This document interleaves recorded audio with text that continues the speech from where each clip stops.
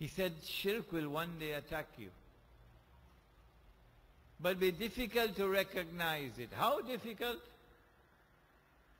As difficult as it would be to recognize a black ant on a black stone on a dark night. That's how difficult it will be.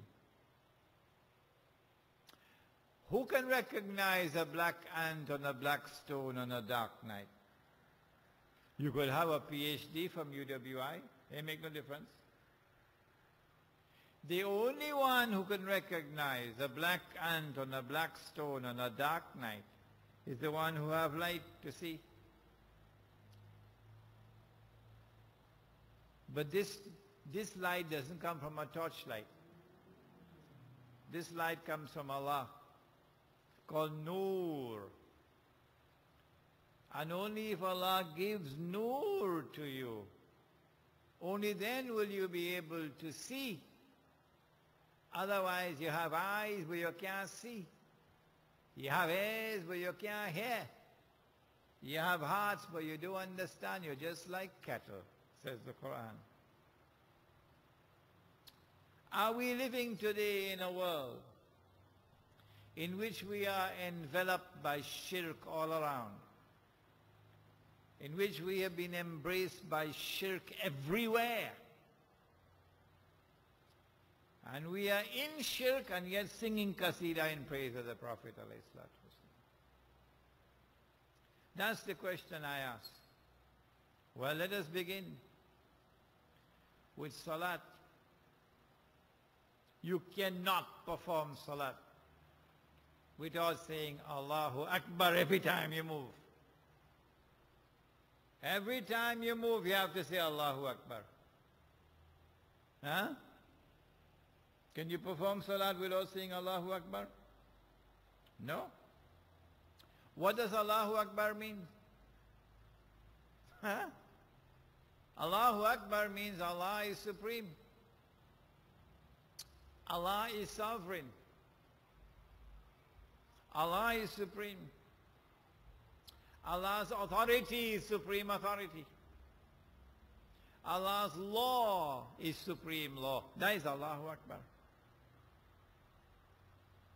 If you recognize someone else as sovereign other than Allah, that is shirk. If you recognize someone else's authority as supreme over Allah's authority, that is shirk. If you recognize someone's law as supreme law over Allah's law, that is shirk. Anyone is free to challenge me at any time, stop me and challenge me. Yes, because this lecture is being delivered for generations to come. So challenge me if I'm wrong. And so we established Allah's sovereignty as Muslims. Whenever we took control of a land, we made Allah Akbar in that land, that Allah was recognized as Akbar in that land, wherever we took control of territory. And so Allah was sovereign in that land. And Allah's authority was supreme in that land. And Allah's law was the supreme law in that land. And that land was called Darul Islam. And we appointed a leader who was called a Khalifa. In English, Caliph. He's also known as Amirul Mu'mineen, the leader of the believers. He was also called the Imam. 3 titles: Khalifa, Amirul Mu'mineen, Imam. And that state was called the Khilafah. And in that model of a state, Allah's sovereignty was recognized. Allah's supreme authority was recognized. Allah's law was recognized as supreme law. and Allah's law was enforced. Is Allah recognized as Al-Akbar anywhere on the earth today? No. Not even 1 square inch of Allah's earth today recognizes Allah as Al-Akbar. Not even 1 square inch. Does anyone lose any sleep over that? Does anyone weep over that? Do any tears fall from the eyes over that? That Allah is not recognized as Al-Akbar in even 1 square inch of the earth today? No? We sing in Qasida. The Khilafat was destroyed in 1924. By whom? By those who came before us, the Jews and the Christians. A particular part of the Jewish and Christian world which was white, Euro-Christian and Euro-Jewish. They destroyed the Khilafah. And if you want to read the story of how the Khilafah was destroyed, I have written the history. It is downstairs in my book. But I found about my Muslim people in Trinidad, they hardly ever read. I travel around the world, and I find Muslims around the world thirsty for knowledge, hungry to read, pursuing me wherever I go for knowledge. But my own people, I have found them needing a wake-up call. We don't know how to get them to read. We have 4 books for you downstairs today. 4, which are free of charge. If you already have it, don't take another copy. But if you have not had a copy, go downstairs and get one out of it. 4 books which are free of charge for you to read tonight. The Khilafah was destroyed in 1924.